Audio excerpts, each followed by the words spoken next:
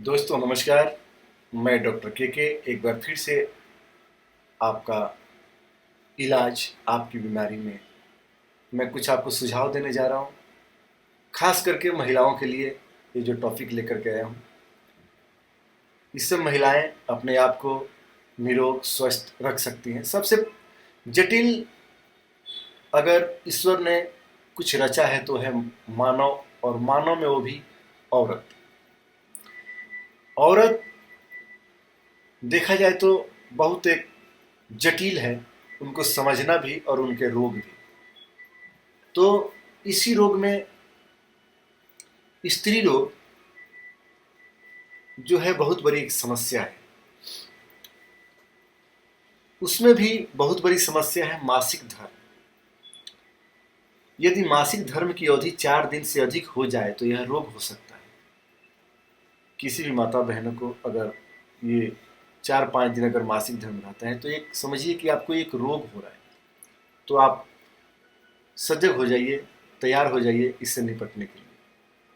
समय से पूर्व या समय के बाद माहवारी आना भी रोग का ही सूचक है। अधिक मासिक परिश्रम, शरीर की अवस्था, योनि द्वार की झिल्ली में विकार, आलस्यपूर्ण जीवन यदि मासिक धर्म में रोग पैदा करते हैं। मासिक धर्म की अनियमितता आदि में सिर का भारी होना, कमर दर्द, दिल धड़कन, गुदा में रक्त आना, नाकसिर फूटना आदि लक्षण सामने आने लगते हैं। मासिक धर्म में अधिक रक्त का गिरना भी कमजोरी का कारण बनता है। कुंवारी स्त्री में 50 किलोमीटर और विवाहित स्त्री में 150 किलोमीटर मात्रा मानी गई है। प्रदर रोग मैथुन से अधिक लिप्त रहने से, गर्भपात होने, अत्यधिक आलसी रहने, अधिक सोने, पेट खराब रहने, व्यायाम या परिश्रम न करने के कारण बन जाते हैं। श्वेत पर्दे में योनि में हर समय श्वेत रंग का पतला, चिपचिपा और बदबूदार स्राव होता है। इसको ल्यूकोरिया भी कहते हैं। रक्त प्रदर में स्राव का रंग लाल हो जाता है। प्रदर रोग में कमर दर्द, योनि मुख में जलन, खुजली, सूजन, बदबू तथा कमजोरी आदि अनेक लक्षण प्रकट होने लगते हैं।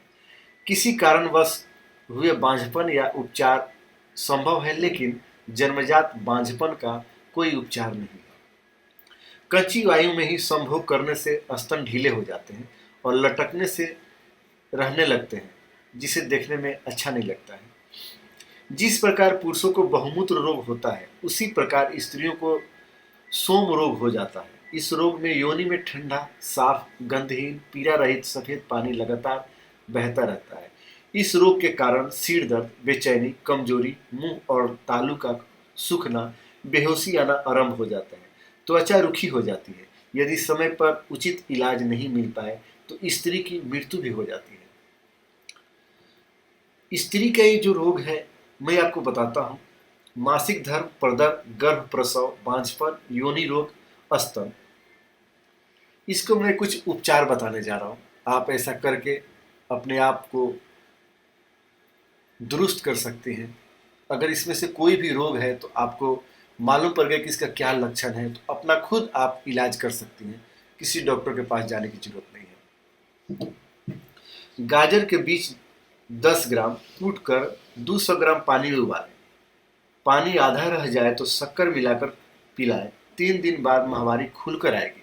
अगर आपकी माहवारी नहीं आती हो तो कृपया ये उपाय करें। गर्म दूध के साथ 5-6 ग्राम अजवाइन की फंकी लेने से मासिक धर्म की रुकावट हट जाती है। गर्म दूध ले लें, उसमें 5-6 ग्राम अजवाइन की फंकी लेने से मासिक धर्म अगर आपका रुका हुआ है तो सही हो जाता है। 10 ग्राम मजीठ की फंकी लेने से मासिक धर्म की रुकावट दूर हो जाती है। कच्ची प्याज खाने से रुका हुआ मासिक धर्म ठीक हो जाता है। मैं आपको ऐसे टिप्स बताता हूँ जो आप अपने घर परिवार में मसालों में आपको मिल जाता है। कच्ची प्याज खाने से रुका हुआ मासिक धर्म ठीक हो जाता है। तुलसी के 10 ग्राम बीज पानी में उबालकर पीने से मासिक धर्म की रुकावट हट जाती है। पीपल की 4 ग्राम लाख दूध के साथ पीने से, दोस्तों, पीपल की 4 ग्राम लाख दूध के साथ पीने से मासिक धर्म की रुकावट हट जाती है। तिल या अकरकरा का काढ़ा बनाकर पीने से मासिक धर्म समान होने लगता है। पेरू पर एलुए का लेप करने से अनियमित मासिक धर्म ठीक हो जाता है।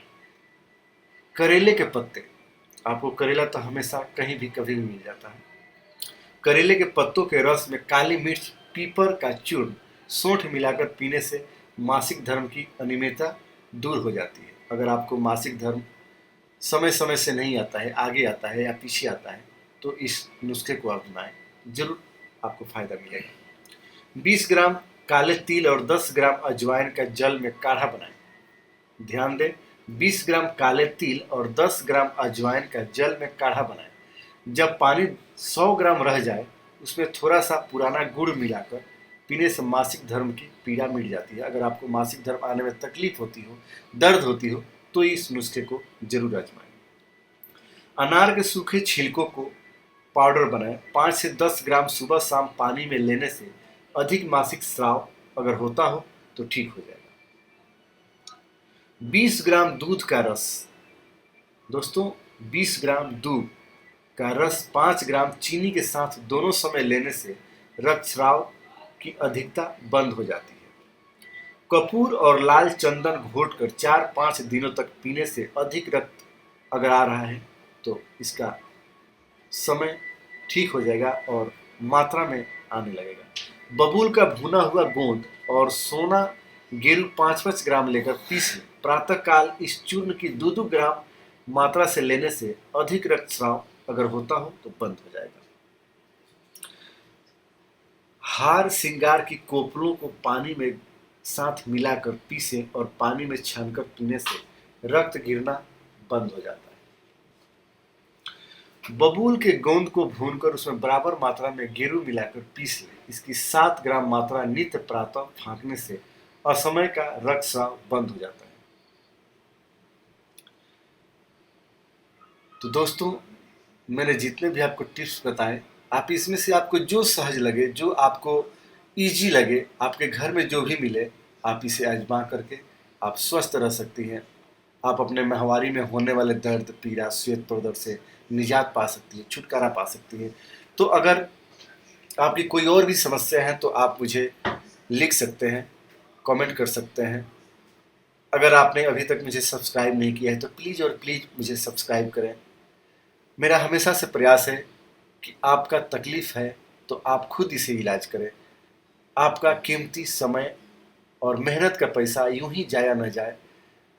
मैं इसके लिए आपको ऐसे ऐसे टिप्स बताता हूं जिसे अपना करके आप अपने ज़िंदगी में खुशियां ला सकती हैं। तो आइए अगले बार मैं आपको फिर कोई अच्छा सा रोगों का सही उपचार, सही सलाह लेकर के आऊँगा। तब तक मुझे इजाज़त दें। नमस्कार।